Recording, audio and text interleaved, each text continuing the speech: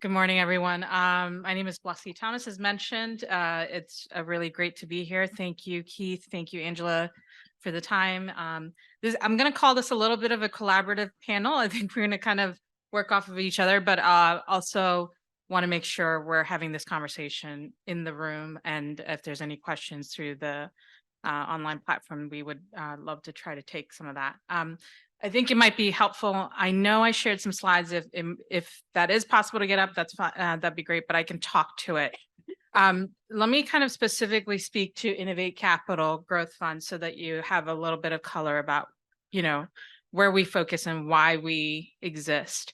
So Innovate Capital Growth Fund, we are actually an SBIC fund. So for those of you who don't know what SBIC is, it's actually a public-private partnership under SBA.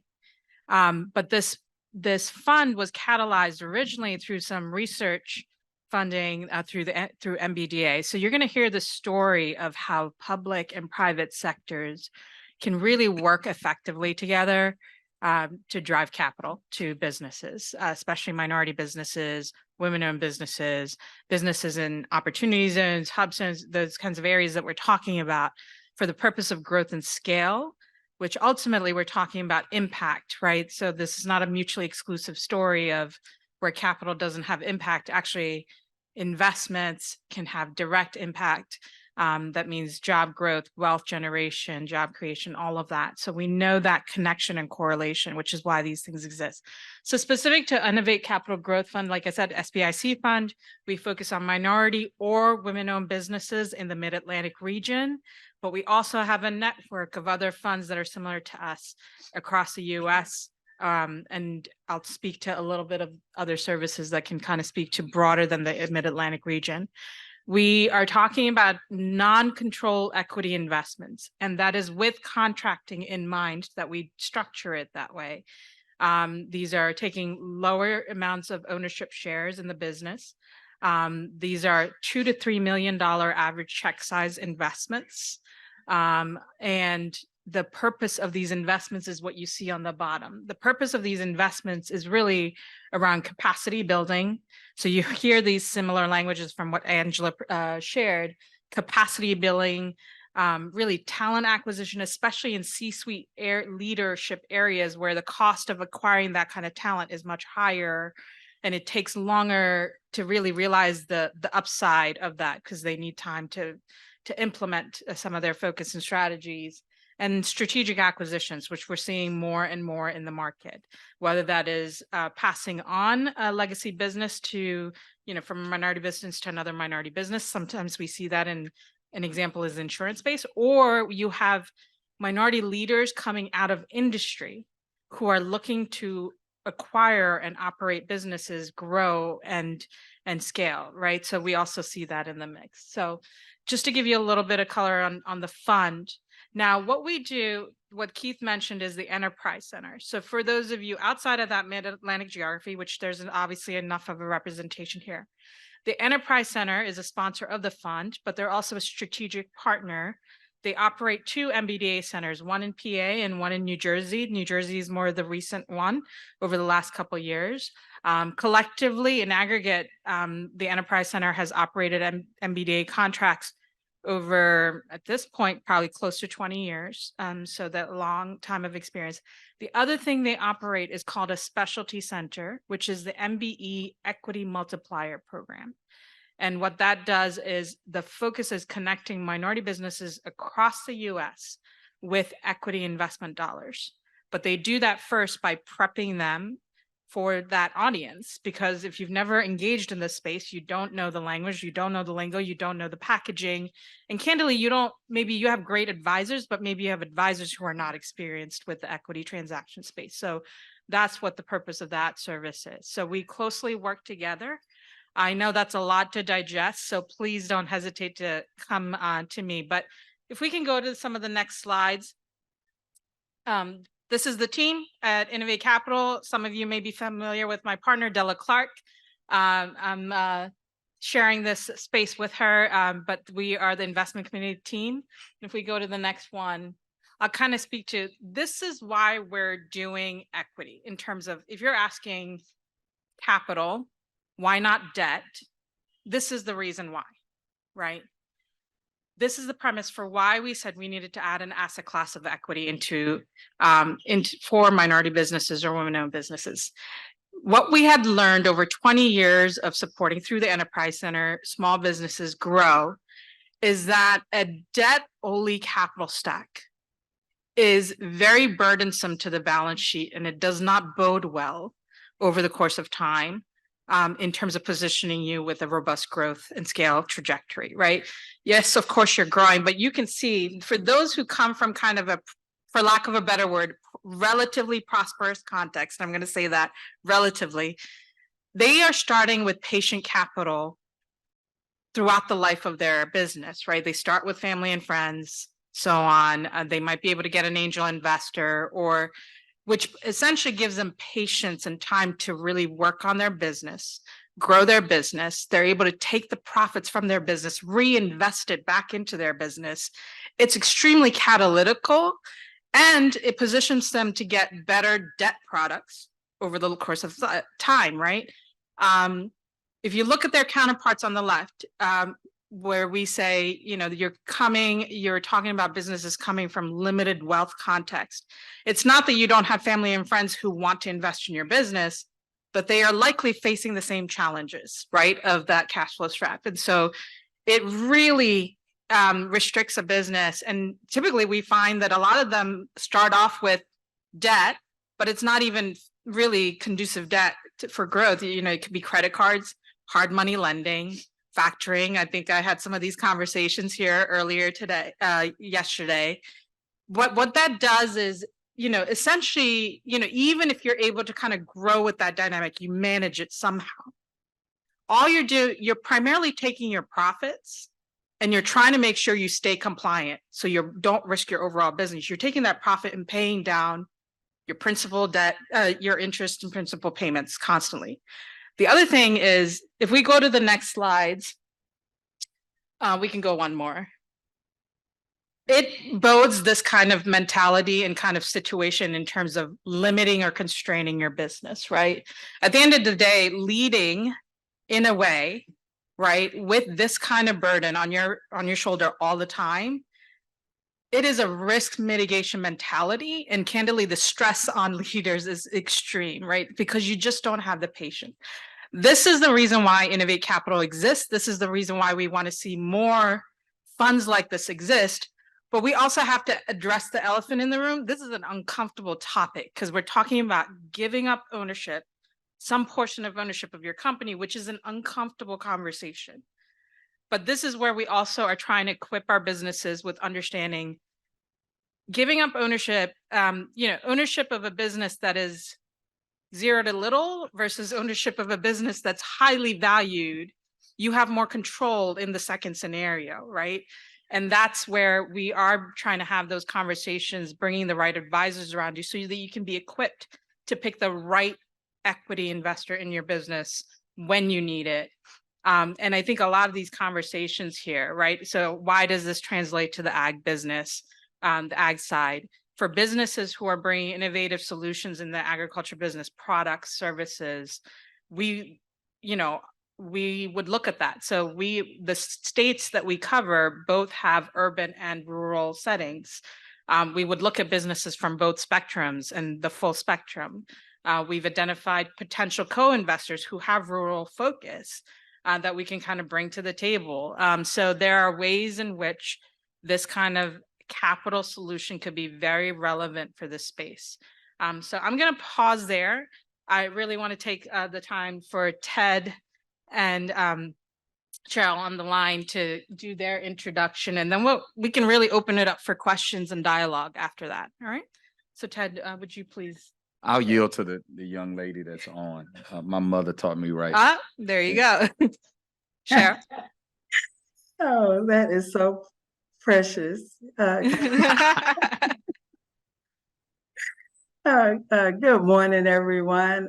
First of all, thank you, Angela, so much for this invitation. I apologize that I'm not able to be there in person. I'm actually here in Orlando attending a conference and a few meetings, but this is so important that I stepped away in order to join you. As Angela said, she and I met, I think it's a few months back now, when we were doing an event together, and we knew at the end of that event that we needed to partner up. Once I found out what she was doing, and she found out what I was doing to advance our Black American minority-owned businesses, as well as our HBCUs. Uh, I also have there in person, we have Yolanda Ferguson and Brian Gladney, who will help with any questions, any kind of information that you need after we're done doing our introduction and speaking.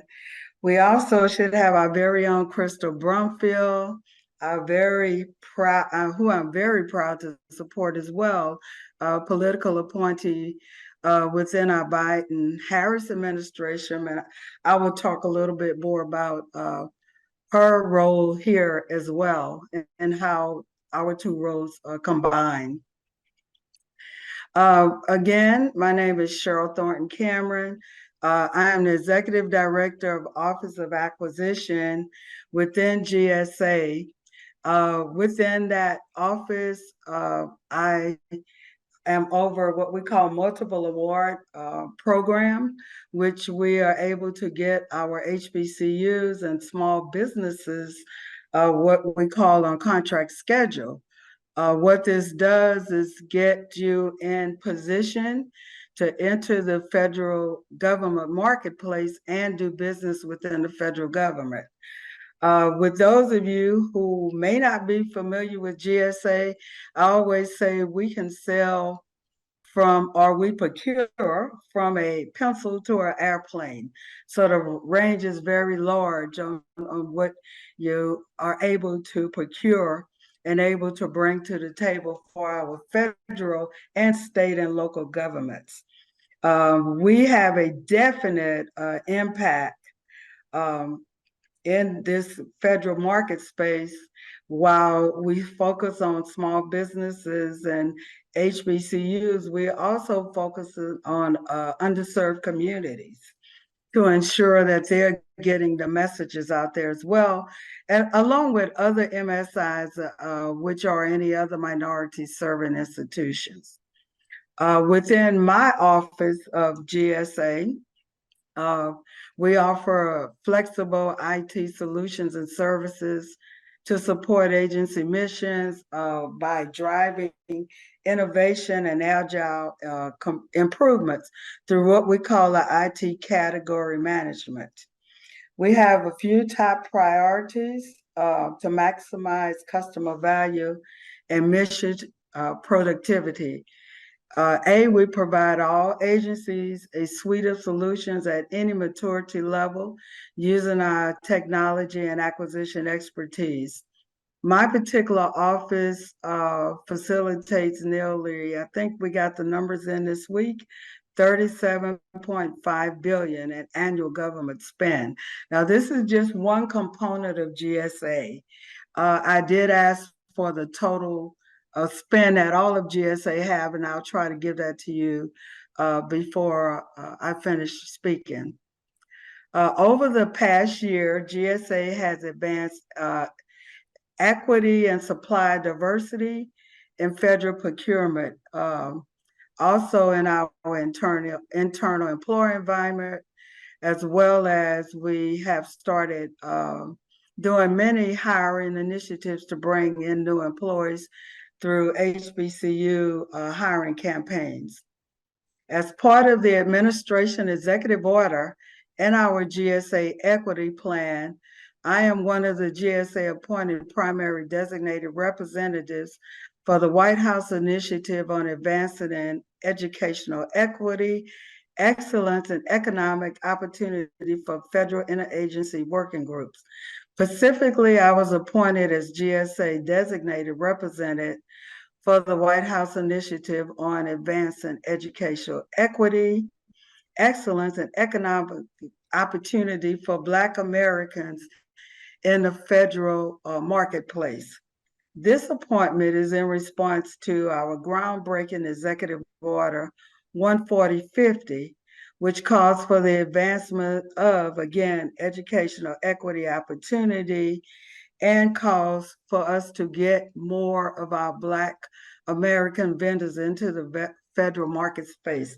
I think Angela spoke about this at the top of her meeting about how important this is and how all federal agencies have been tasked to do this.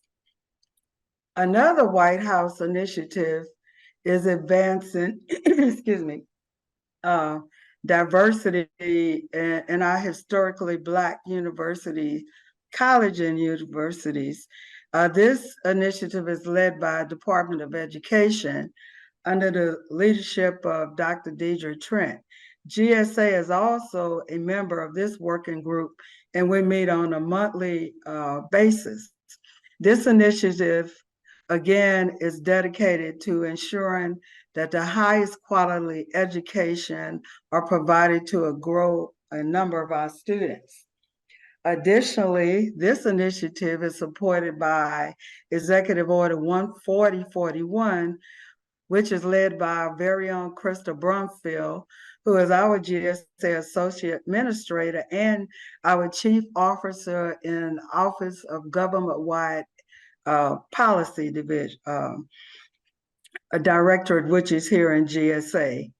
This EO was established again to advance equity, economic and educational opportunities for all Black Americans within HBCUs and other MSI minority served institutions. I keep bringing this up because it is stressing the point that Angela made, that this administration takes these initiatives very seriously. And so we want to always keep making sure that we're stressing the point. This particular EO provides a definitive roadmap for the federal government's execution of this endeavor, and it provides a clear azimuth which culminated in the development of today's events.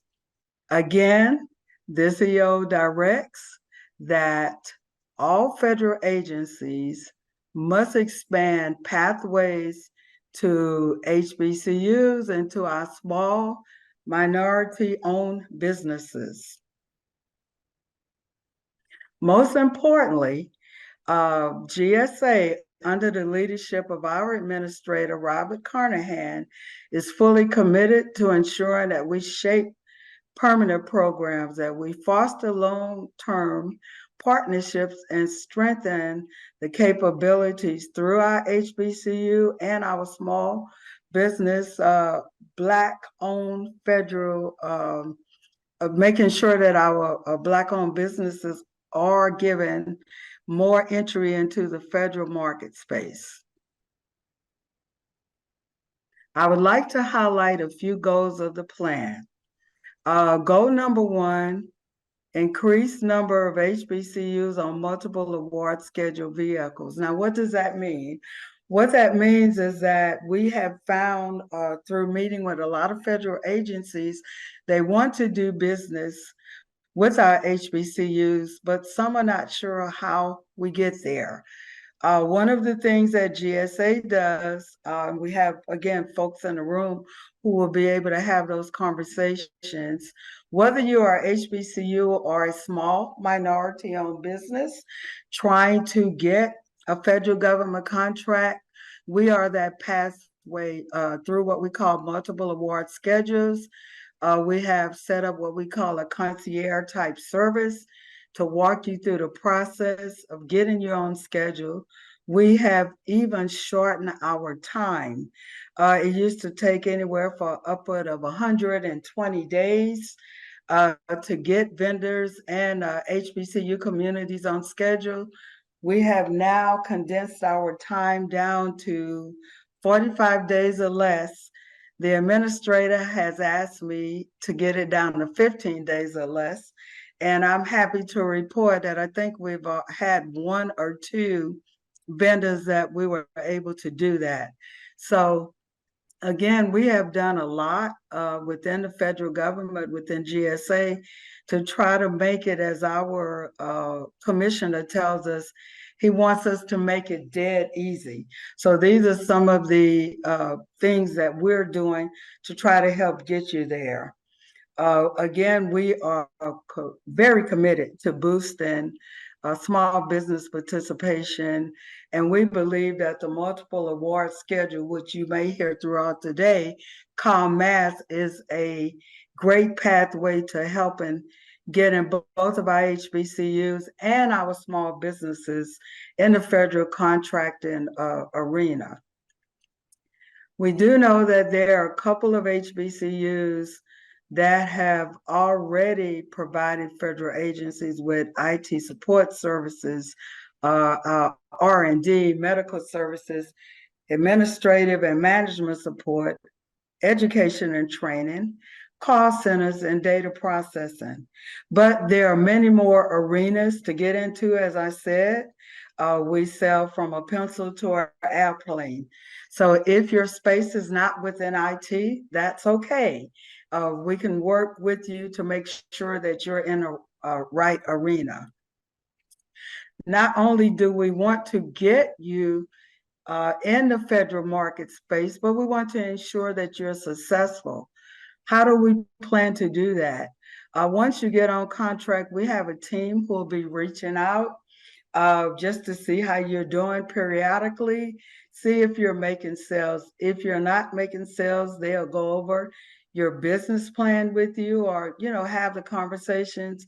Sometimes the misnomer is that once you get on contract, then that's all you have to do. But there are so many initiatives out there.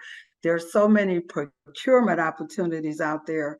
What our office is dedicated to doing, along with other partner offices across GSA, is to ensure that you know about those opportunities so that you will be in position, to go ahead and compete for them.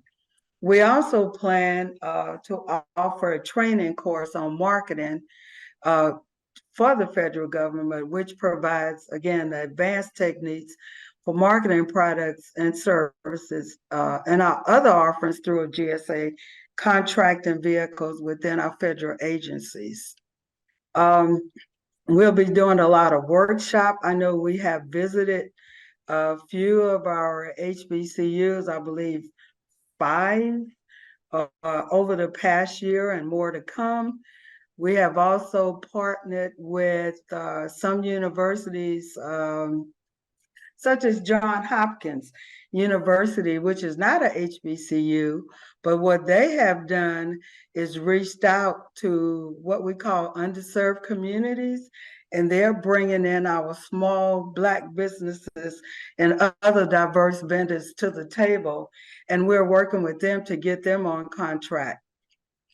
We've also created a program to support socioeconomic small businesses, again, as they navigate through what this whole process looks like and what it means to do business with the federal government. Currently, our vendors are 40% small businesses of our business, and we've been asked to increase that amount from 40% up. We have a few vehicles that are coming up for some of them I can talk about, some not, based on where they are, whether or not they're in protest lanes or not. But we have a few, in addition to multiple award schedules. With the multiple award schedules, you can do business with any federal government agency, as well as the state and local and other municipalities.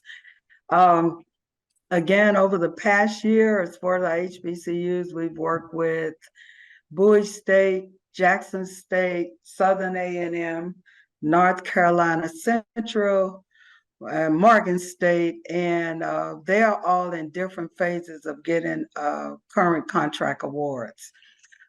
This is very, very high on our list, as well as bringing in small businesses, because we do know that the opportunities are out there and we want to do our best. to ensure that the communities are getting, notice on these opportunities. I just spoke about Johns Hopkins University. Hopkins University have done works in Ward 7 and 8 in Washington, D.C. to onboard vendors from historically disadvantaged backgrounds. They're working with Washington, D.C. and Baltimore areas and other areas which would otherwise may not be able to be a part of the process of getting into the federal market space. So I think to date, we've gotten about 6 vendors. I know there's been a total of 25 vendors attending. We're working through 6 of them now as a team. 2 of the team are sitting there, continue to work to get all 25. I think they have told us they're looking at bringing on 40 vendors. So we're doing a lot in that space as well. I know that in the past, there's been a misconception, or maybe not, based on your experience with the GSA, on, it takes a long time to get contracts awarded, that it's difficult to manage. Guess what? We heard you. And so that's why we have set up what we call a concierge type service to walk you through the process in advance through meetings. So by the time you actually submit what's called an offer, then it is ready to move through the system. We're looking at, I said 45 days, we're looking at 30, we're looking at 15 and gradually getting down to 5 days. So these particular endeavors are top priority. Any of our small minority-owned businesses, as well as our HBCU businesses, will be moved through with this faster process time that we're using to get you awarded, because this does, again, adhere to the the EOs that are in place. Thank you, Cheryl. Yep. Really appreciate it. Ted, would you like to do a quick overview? And then we can go to questions and engage. You see how she told me quick? Sorry. That's why I wanted to go last. But thank you all, Ted James. Many of you I had the opportunity to meet on yesterday evening as we had the opportunity to greet you to the capital of Louisiana, my hometown, Baton Rouge. I am the Biden-Harris appointee in this region for the U.S. Small Business Administration. We are divided into 10 regions. I am the RA over Region 6 that covers Louisiana, Texas, Arkansas, New Mexico, and Oklahoma. In that space, of course, there are 4 C's of the SBA: capital, contracts, crisis, and counseling.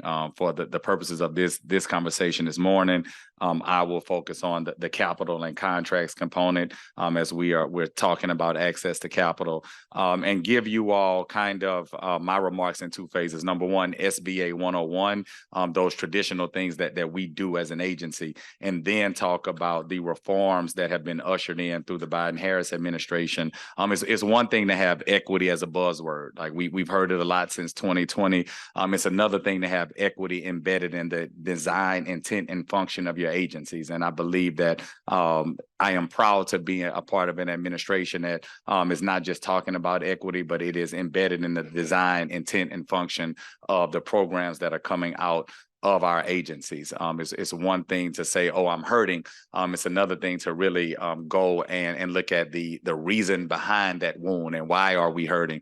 Coming in, recognizing that when you looked at SBA lending in Black and brown communities, of course, our percentages were not any level in which I am comfortable bragging about, if we're going to be honest about it. Looking at how we really go into, I don't say underserved anymore, I say underestimated. When you really look at being intentional about serving those underestimated communities, and I call those communities underestimated because it is my belief that sometimes you hide information from certain communities because you expect that they are not going to know what to do with it, right? right? And that means you underestimate those communities. So in terms of capital, the SBA, we have several programs, signature loan programs. Our 7A is probably our most popular 504. You could get a lot of the specific information at the table in the back. But we also do microloans. Those loans, cap off at 50,000. The 7A and 504, you can get up to 5 million. Blessy mentioned our SBIC program. So we do offer an investment capital tool as well, and surety bonding for those of you who are interested in government contracting. We do have a surety bond program as well. On the policy side, when you look at SBA across the board in my region, Dallas, the Dallas district office is one of the top 4 in lending across the entire agency. The average loan in our Dallas district office is about $1.1 million, right?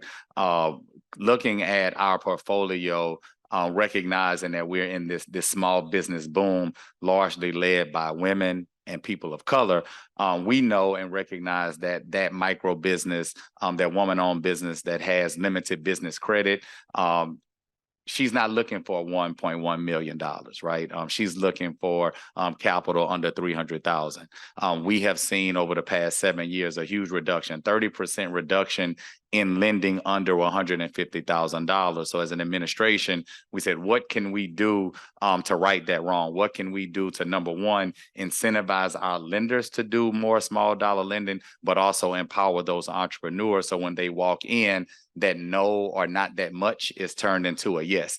So several things that we've done for the lending front. We hear from our lenders all the time, the same amount of paperwork it takes for $1 million loan is the same amount of paperwork it takes for $100,000 loan. So we heard that and we answered the call, and we largely reduced the paperwork for our small dollar loans, listening to the lending community and allowing them to spend more time on their customers and business development and less time on paperwork.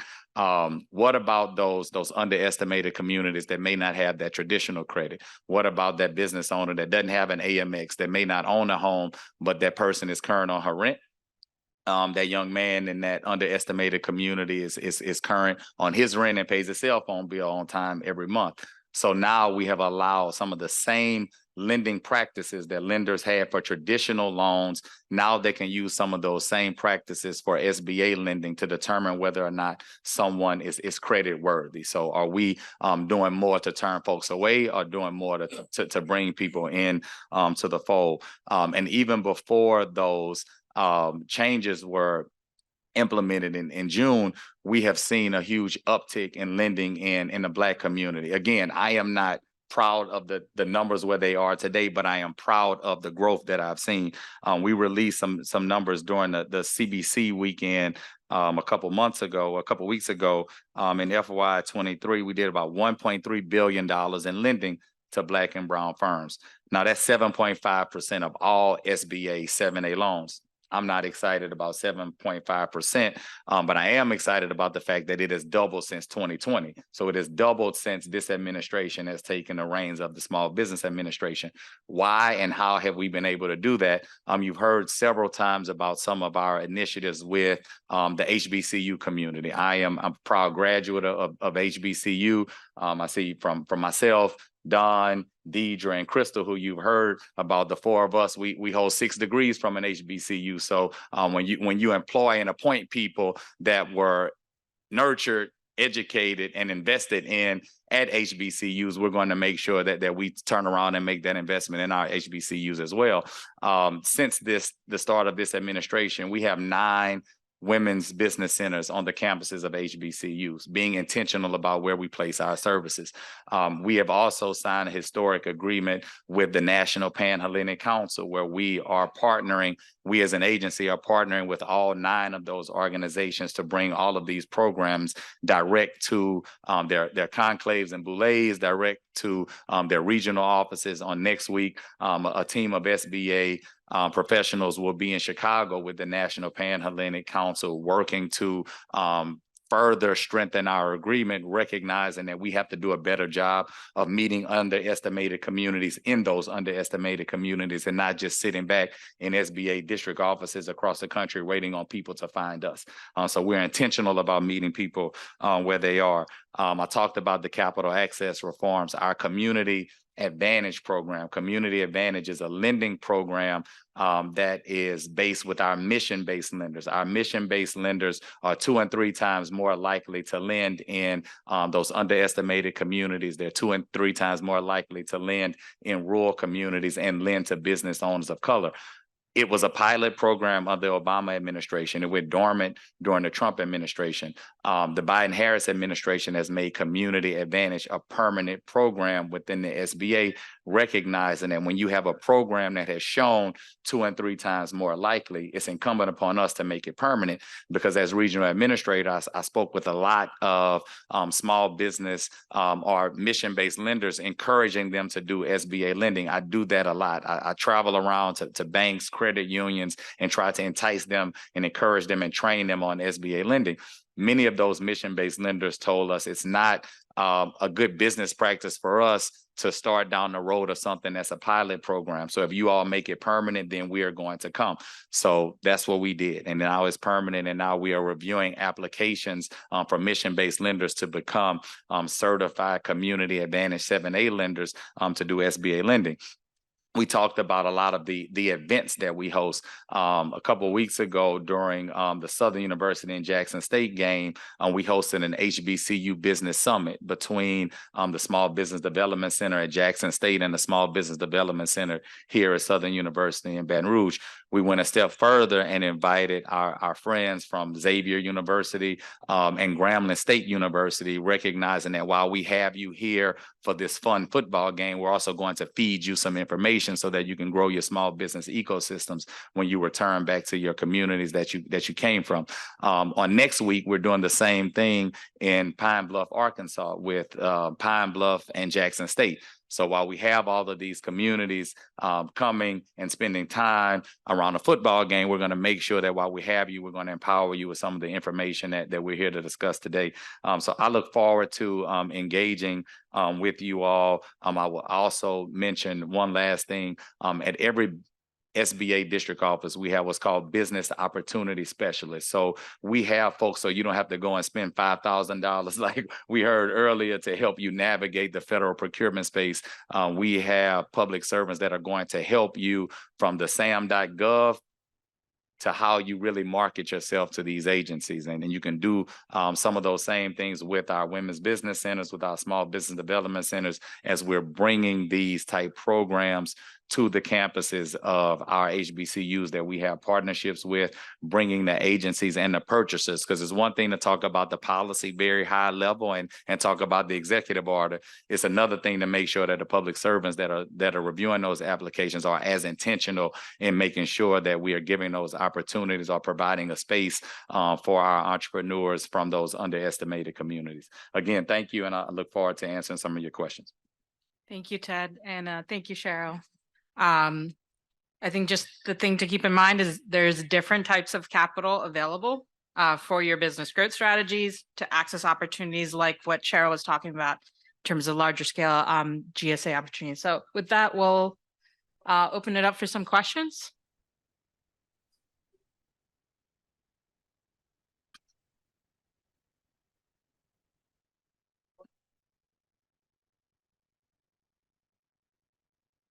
The name of that national PAN.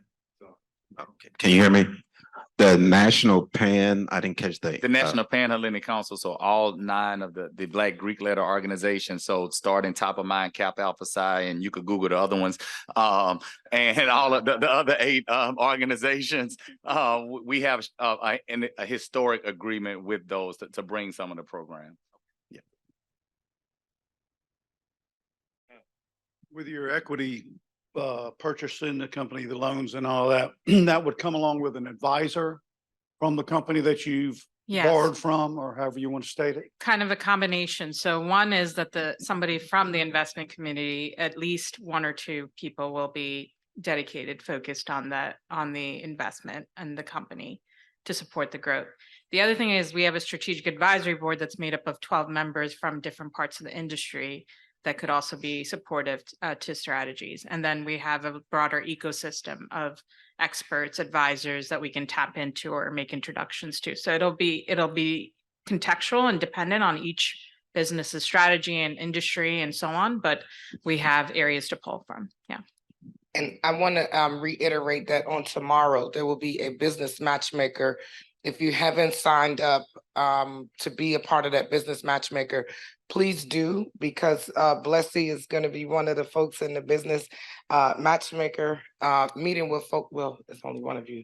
Actually, I won't be here Yeah, tomorrow, I but forgot. please You do I grab saw my your- information. I was gonna Yeah. say I gotta take you out of there. Yeah. All right. Nonetheless, I think you're at least in the app, the business matchmaking app. So if you can't connect with her during the summit, you will be able to go in that app and still request some time with Blessy at another time. We're gonna take one more question with 3. He loves to do that.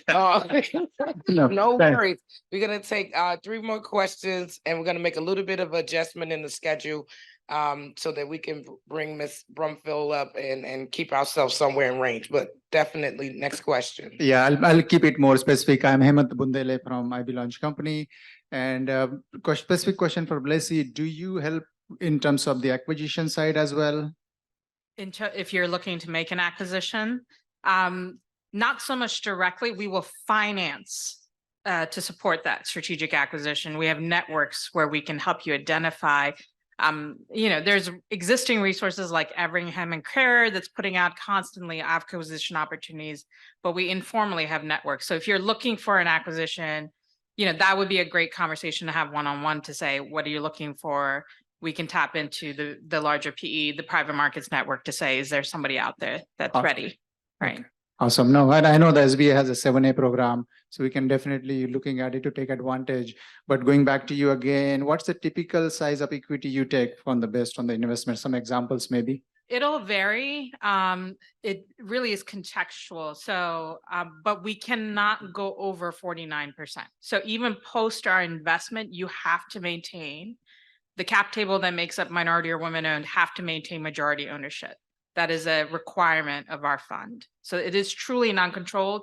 We're typically not going to come anywhere close because usually not much ownership has been taken out of there. So it'll vary. It'll be contextual based on. So just an example, we go as low as so far in the examples that we've put out 6% on the lower end that we've seen, and upper end 20. But again, it'll vary. It just depends on the specific requirements of each investment. I would also encourage you on the SBA side,